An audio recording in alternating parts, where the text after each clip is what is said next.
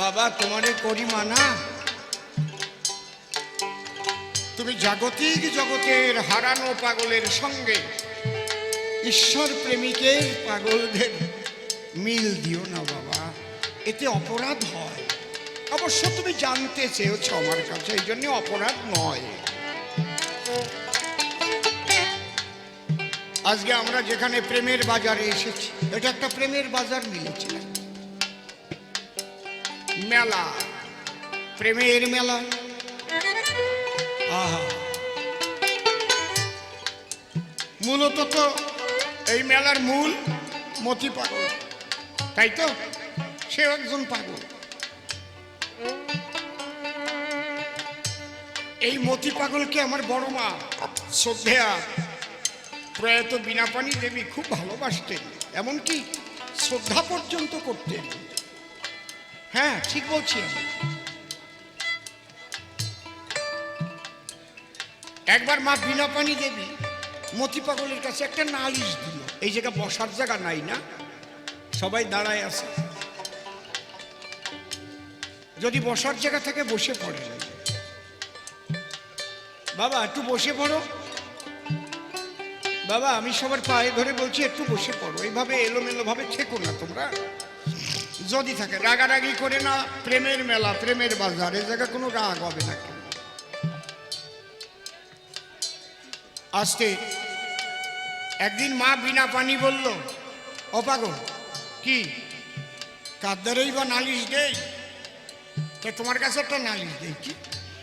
এই ঠাকুর বাড়ির ছেলেপেলেরা বিছানা পরে প্রস্রাব করে, কত কি করি, কি আশ্চর্য কথা, বুঝতে পারছেন? মতি পাগল বলল, একটা কাজ করো। কি? ঘাটে যাইয়ে ঠাকুরের নামে একটা প্রদীপ ধরাই দিও।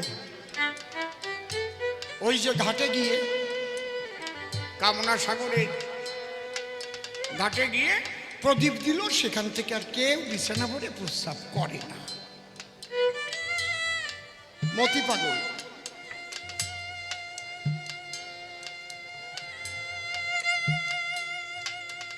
তখন কিন্তু মা বীণাপাণি দেবীর আরো বেশি বিশ্বাস এসে গেল। এটা কেমন হলো?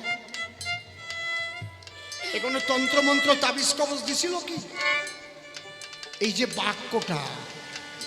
বাক্যটাই ব্রহ্মবাক্য হয়ে গেছে তো, কারণ আনন্দের সঙ্গে মিশে গেছে না। তারাও তো ঘন ঘন কয় না, যেটা কয় সেটা কয়।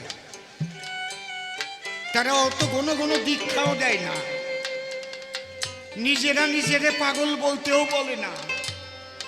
তারা হিসেব করে যে দীক্ষাকে দেব, আমার নৌকায় কি পার করতে পারবো, নৌকায় জায়গা আছে তো।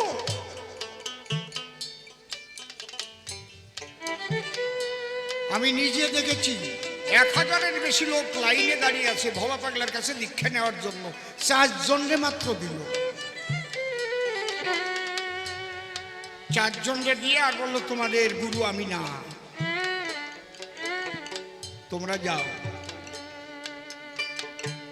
বুঝতে পারছেন কি বলছি? মতি পাগল ঠিক ওই রকমই ছিল। একবার এই মতি পাগল আন্দামান যাচ্ছে হরিনাম প্রচার করবার জন্য। বীণাপাণি দেবীও জানে না যে মতি পাগল ওই জাহাজে যাচ্ছে, একই জাহাজ উঠিছে। জাহাজের মধ্যে 2 জনের দেখা, বীণাপাণি দেবী আর আমার মতি পাগল। কি আনন্দ হয় বলেন তো? এই যে 2 জনের দেখা হলো, তখন বীণাপাণি দেবী করজোড়ে মতি পাগলকে প্রণাম করতে গেল। একটু ছোট্ট ঠিক করে বাজাও। মতি পাগল বলছে, অমা তুমি কি করছো? মা তুমি যে আমাদের বড় মা, তুমি আমারে প্রণাম করে না। তাই পাগল আমারে মানা করবা না, কারণ আজকে স্বপ্নে দেখেছি যে সেই জাত পাগলের এক পাগলের সঙ্গে আজ আমার দেখা হবে। তাই সেই জাত পাগলের সঙ্গে দেখা হয়ে গেল আজকে। বীণাপাণি কিন্তু স্বপ্নে দেখেছিল যে আজকে একজন জাত পাগলের সঙ্গে দেখা হবে। ওই যে গান আছে না আমার তারকে, সে কি জানো, জুটে কয় জাত পাগল আছে না, সবে বলে হরি বল, এই জাত পাগল।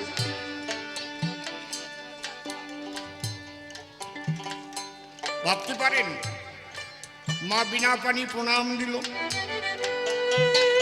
মতি পাগলও প্রণাম দিল। তিনি কি প্রণাম শুধু নেয় নাকি ভক্তরা? সে একটা প্রেমের বাজার হলো। এই মতি পাগল উল্টো রথের দিন, উল্টো রথে ঠাকুরনগর আছে, বিনা পানি দেবী দুধ দিয়ে ভাত মাখায় খাওয়াচ্ছে, শরীরটা বেশি ভালো না। আর এদিকে পিয়ার ঠাকুর মশাই, বাবা পিয়ার ঠাকুর, উনি উল্টো রথের দড়ি ধরে টান দিয়েছে। টান দিয়ে দেখে রথের উপর দিয়ে মহাশূন্যে মতি পাগল বিলীন হয়ে যাচ্ছে। হরিবল হরিবল বলতে বলতে মতি পাগল যাচ্ছে। কিও দেখলাম উনি দড়ি রেখে ঘরে দৌড়ে এসেছে। বড় বউ, বড় বউ তাড়াতাড়ি আসো, দেখে যাও। গিয়ে দেখে ওই বিনা পানি দেবী কোলের মধ্যে নিয়ে মতি পাগলদের দুধ দিয়ে ভাত খাওয়াচ্ছিল। ওই জায়গায় দেহ ত্যাগ করেছে। মতি পাগল চলে গেল। প্রেমানন্দে একবার হরি হরি বলো, হরি বলো, হরি বল, হরি বল। আজকে যেখানে মেলাটা মিলেছে, এখানে হাজার হাজার মানুষ আসে, যে যা কামনা করে তার কামনা পূর্ণ হয়। যদি কেউ প্রাণ খুলে চোখের জল দিয়ে এখানে বলতে পারে, অপুত্রকের পুত্র হয়, কঠিন ব্যাধি থেকে মুক্তি পায়। পায় না? পায় না? এমনি এমনি নাকি? উনি শুনতেছে আমি কি কি বলতেছি, ভাবে না মতি পাগলের জায়গা নাই। সূক্ষ্ম দেহে অবস্থান করছে মতি পাগল। আর তা যদি না করে তাহলে আনন্দের বাজার মিলতে পারে না। আমার চোখ নাই তাই আমি দেখতে পাচ্ছি না। পাগল আমার প্রণাম।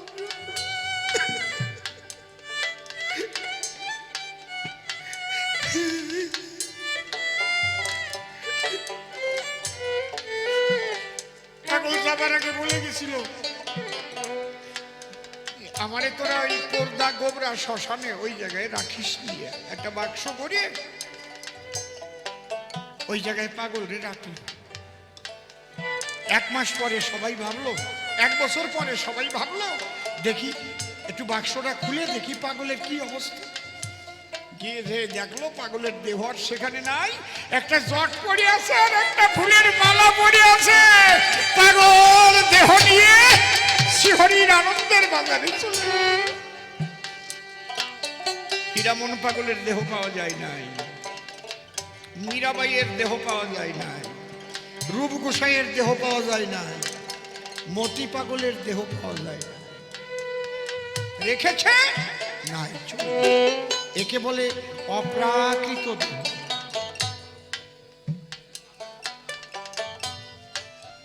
ভাবতে পারে ওই যে কল্যাণ বসা ওদের বাড়ি, কত লীলা করেছে মতি পাগল। একদিন ওর বাবারে কয়, আমার একটু বাদ্যে কাছে খাতে ইচ্ছে করতেছে। বাবা তুমি যে বাদ্যে কাছে খাবা, যে কয়বার আমার বাড়ি আসছো আমার সাহায্য থাকে না,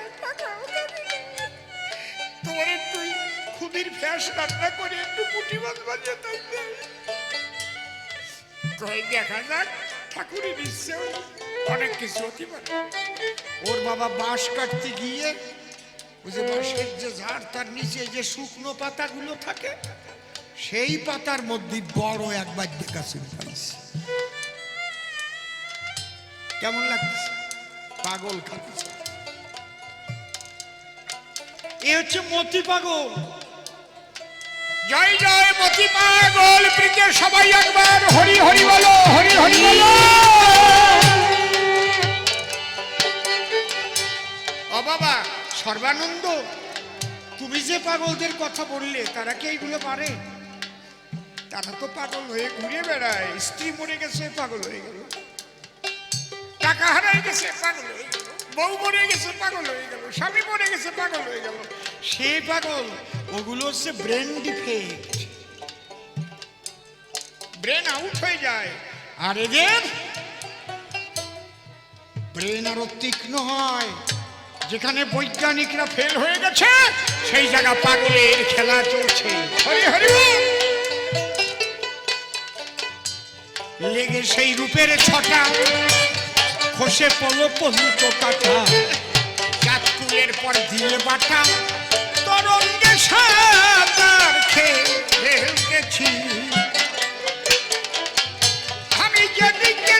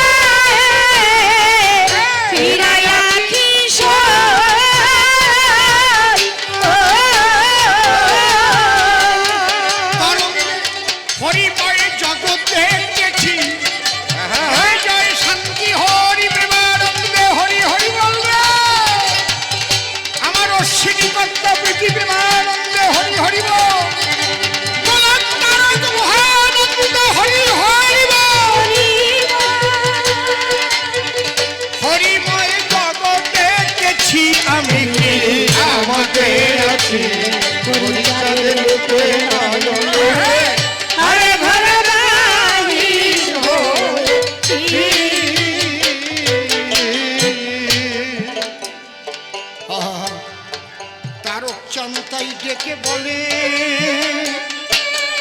স্বামী মহানন্দের সঙ্গ নিয়ে তার এই দশা হয় কপালে সচক্ষে দেখেছি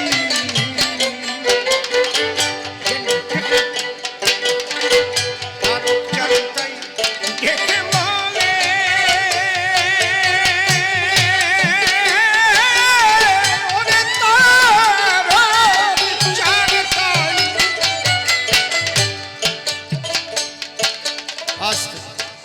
কিন্তু দোহাই ধর্মের পরিমাণা তারে পাবার জন্য যারা পাগল হয়েছ লক্ষ্য ভ্রষ্ট হইও না। কারণ ঈশ্বর অনেক পরীক্ষা করে, কিন্তু বিভিন্ন জিনিস দিয়ে পরীক্ষা করে দেখি তুমি ঠিক জায়গায় থাকতে পারো কিনা। এই জায়গা ঠিক রাখা মানুষ কোটির মধ্যে গুটি। এই জন্য এইসব মহামানব অত ঘাটে পথে পাওয়া যায় না। মনে মনে ভাববেন না যে বড় ঝাঁকড়া বড় চুল থাকলে বিরাট মালা থাকলে গামছা পরা থাকলে সেই ওই মতি পাগলের মতো না। এই মানুষ এই ভুলগুলো করে বলেই কিন্তু পরে পস্তায়। পরীক্ষা করে নিয়ে ভালো করে পরীক্ষা করে মানুষ না বুঝে না শুনে গুরু টুরু বানাইয়ে তারপরে গুরু শিষ্যের বউ নিয়ে চলে গেল। সুন্দরী বউ ছিল, কি গুরুর গুরু, যার বিরুদ্ধে মতুয়ারা লড়াইতে হচ্ছে এই জায়গা মতুয়াদের। আমার অশ্বিনী ঘোষের গান আছে না, লয়ে নিজনারী ব্রহ্মচারী এলেন ঘুচাইতে বেবিচার, আমার হরিচাঁদের অপারে লীলা লীলা বোঝে সাধ্যকার। এই শিষ্যের বউ নেওয়া, বিধবা নিয়ে তাকে নিয়ে চলা, এইগুলো একটা আলাদা মত পথ আছে বৈষ্ণবীয় মতের মধ্যে। তার বিরুদ্ধে হচ্ছে হরিচাঁদ ঠাকুর এসেছে বিশুদ্ধ শুদ্ধাচার এইটা প্রচার করবার জন্য, যাতে সনাতন ধর্মটা একটা পরিষ্কার পরিশুদ্ধ জায়গায় যায়। এই জন্য সূক্ষ্ম সনাতন ধর্ম দিতে। আর আমরা যদি মতুয়া গোসাই সাজি, তুমি শিল্পী হও, আমার কোনো আপত্তি নাই, সিনেমা আর্টিস্ট হও, বড় শিল্পী হও, তুমি কি করিছো ওটা বড় কথা না। কিন্তু তুমি যেই মতুয়া গোসাই হয়ে যাবা, দীক্ষা নিয়ে শিষ্যের বউ নিয়ে তারা নিয়ে সংসার করবা, কারণ কি হলো, তাহলে মতুয়া সমস্ত মতুয়াদের বদনাম হয় না? হয় কি না? গোসাইদের বদনাম হয় না? কথা কও না কেন? হয় না? আবার সে যদি হরি কথা কয় তার মুখে ঝাঁটা দিয়ে পিটান দরকার। হরি কথা বন্ধ করতে, যাটাই গু মাখায় পিটান দরকার। তাহলে গামছা পরিয়ে গুড়িক মালা নিয়ে কেন গোসাই সাজছিস? আমরা বৈষ্ণবদের বিরুদ্ধে বলবো যখন, তাহলে বলতে গেলে আমার নিজেরও পরিশুদ্ধ হতে হবে। তাই আমার তারক প্রত্যান দোহাই দিয়ে আমার অশ্বিনী কি গান লিখছে, তারক সন্তাই ডেকে বলে, হ্যাঁ ও শরীরে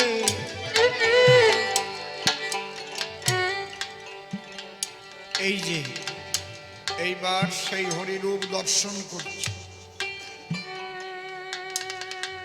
সে যে জ্যোতির্ময়, সে যে আনন্দময়। তাই আমার অশ্বিনী কর্তা কি বললেন, এবার কি সুন্দর লিখেছেন। এইবার দেখার পরে কি হলো, লেগে সেই রূপের ছটা আমার খসে পড়লো পড়ছে কাটা, আমি জাতকুলের পরে দিয়ে আরে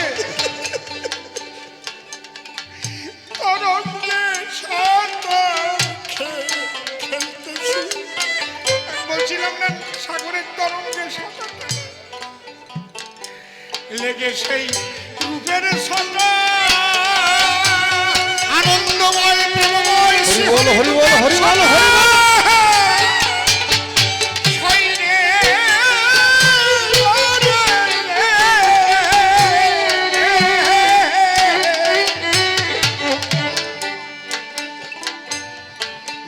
সেই রূপের ছটা আমার খসিয়ে পড়লো পবিত্র কাটা, জাতকুলের পর দিয়ে বাটা, এখন তরঙ্গে সাঁতার খেলতেছে। এখন কি হয়েছে, আমি যেদিকে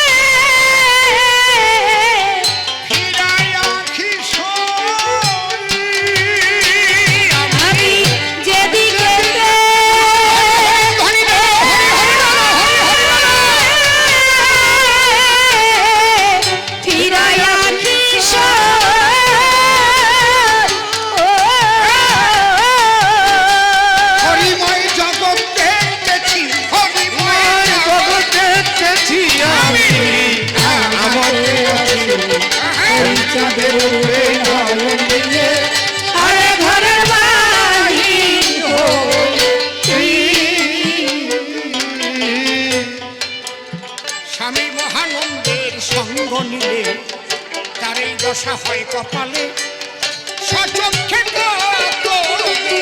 রেখেছি। এবার অশ্বিনী ওই রোগের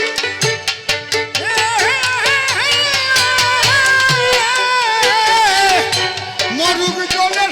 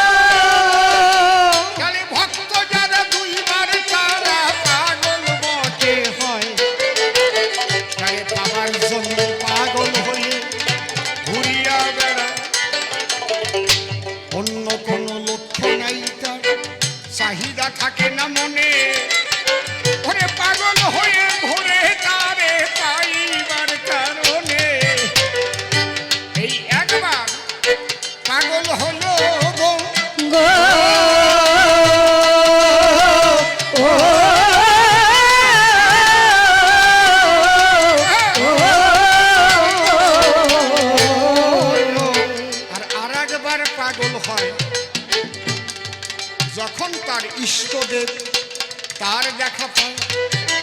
ছোট ঈশ্বরানন্দময় যখন তার সঙ্গে দেখা হলো, আরেকটু বাড়া, তখন সেই আনন্দময় পাগল হয়ে গেল।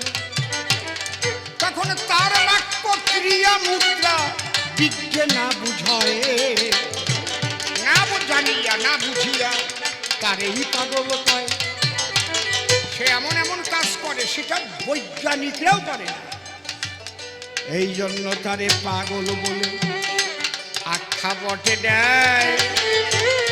সাধনার শেষ হচ্ছে ওই পাগল টাইটেল পায়, এরপরে আর কোনো টাইটেল নেই, শেষ হচ্ছে পাগল। তাহলে এতক্ষণ বসে শুধু পাগলের আলোচনা করল। এইবার দ্বিতীয় প্রশ্ন আমাকে সে করে গেছে দান, গুরুচাঁদকে বাবা কিংবা ভগবান বলো কেন? খুব সুন্দর প্রশ্ন এটা, কারণ হ্যালো হ্যালো এই বেশ কমা, একটু টোন লাগা। হ্যালো হ্যালো, গুরুচাঁদ হরিচাঁদ ঠিক আছে, বাবা অবতার। আর একটু বলুন, গুরুচাঁদ কেন বাবা হবে কিংবা ভগবান? হ্যাঁ, কোন গুণ তার ভিতরে আছে প্রমাণ করো মান। বাবা একটা কথা বলিস,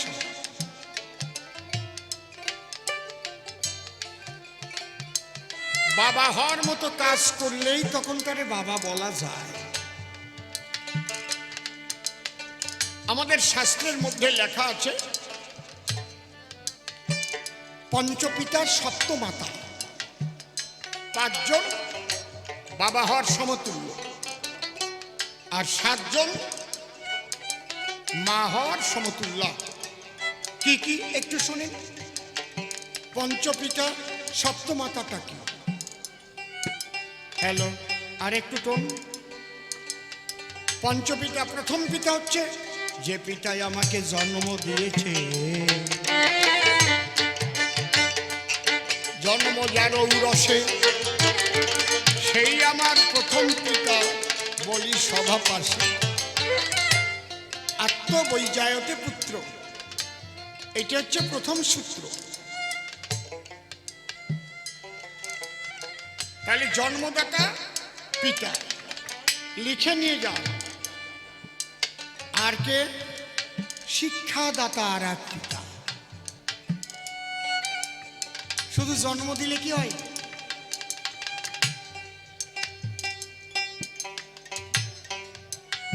আমি যদি শিক্ষিত না হতে পারি, তাহলে আমার মধ্যে জ্ঞান থাকলেও জ্ঞানের প্রকাশ হবে না। Vibration vibration.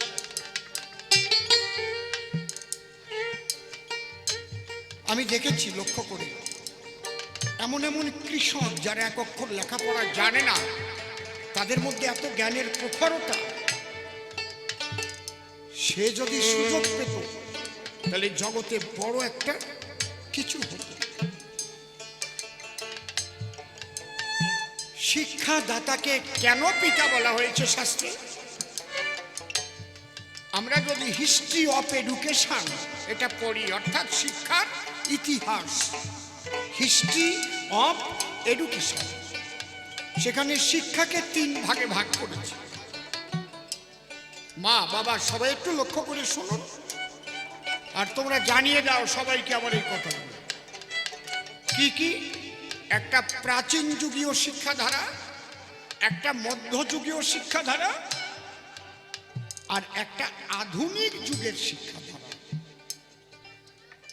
প্রাচীন যুগের এই শিক্ষা গ্রহণ করতে হলে কি করতে হতো? গুরু গৃহে যেতে হতো। কোনো স্কুল কলেজ স্কুল এগুলো কিচ্ছু ছিল না। কিন্তু ওই গুরু গৃহে ব্রাহ্মণ সন্তানদেরই শিক্ষা নেওয়ার অধিকার ছিল। কোন শূদ্র সন্তানের শিক্ষার অধিকার ছিল না। গুরুচাঁদ হরিচাঁদকে মানবেন কেন সেটা ভালোভাবে না জানিয়ে মানতে গেলি না, জুত পাওয়া যায় না।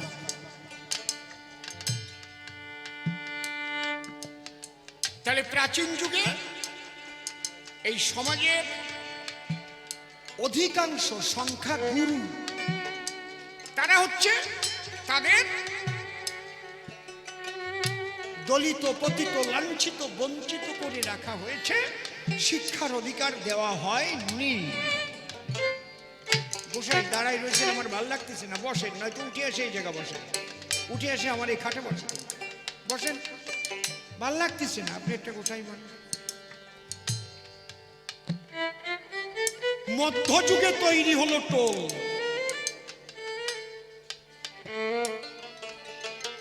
টোল ত্রিপাঠী। তাহলে যখন গুরুগৃহে শিক্ষার অধিকার সূত্রের ছিল না, ভালো করে শুনবেন, সেই সময় গুরুগৃহে গিয়ে লেখাপড়া শিখেছে, তার নাম শ্রীকৃষ্ণ বলরাম। যে কৃষ্ণকে আমরা ভগবান বলে পূজা করি, ঈশ্বর পরম কৃষ্ণ সচ্চিদানন্দ বিগ্রহ, অনাদির আদি গোবিন্দ সর্বকারণে কারণ, তাকে বলা হয় উল্লঙ্ঘ ত্রিশীল ভাগবত, অর্থাৎ স্বর্গ মর্ত পাতাল শুধু নয়, তাহারও অতীত তিনি। তাহলে তার লেখাপড়া লাগলো কেন? তাহলে তিনি লেখাপড়া শিখতে গেছিলেন কার বাড়ি? কেউ জানেন? কেউ জানেন কোন গুরুর গৃহে লেখাপড়া শিখতে গিয়েছিল? কেউ জানেন? দেখি বলতে পারে নাকি ছোট? কেউ জানে? রাই সান্দীপনী মুনির বাড়ি। গুরু দক্ষিণে এখন তো সেই কীর্তন উঠিয়ে গেছে। আমরা গুরু দক্ষিণে যখন গাইছি তখন ওই গুরু দক্ষিণের মধ্যেই তো সব পাইছি। গুরু দক্ষিণে একটা পালা আছে, কৃষ্ণ বলে ডাকে আমায় দাদা বলরাম, পরিচয় আর কিবা দিব, এই তো মোদের নাম। তারা বলে নিজ নিজ নাম, আমি কৃষ্ণ দাদা বলরাম। মুনিবর শিখায় যাহা, অতি কুতূহলে দুটি ভাই শেখে তাহা বড় অবহেলে। তারা একবার বই দুইবার শেখে না, মুনিবরের শিক্ষা তারা একবার বই দুইবার শেখে না।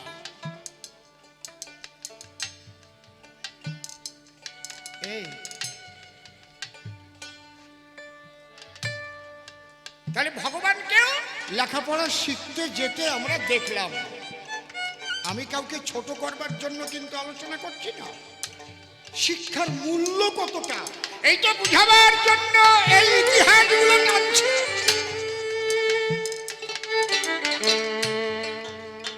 মধ্যযুগের শ্রীমান মহাপ্রভু তিনি লেখাপড়া শিখতে গেলেন, তখন টোল তৈরি হয়ে গেছে। কার টোলে? বিদ্যানিধির টোল এখনো আছে বিদ্যানগরে। আমি ঘুরে আসছি সেই টোলে। সেখানে তিনি লেখাপড়া শিখলেন এবং নিজে একটা টোলও খুললেন মহাপ্রভু, যাকে বলা হয় রাধাঙ্গ কৃষ্ণাঙ্গ, মিলে হলেন শ্রী গৌরাঙ্গ।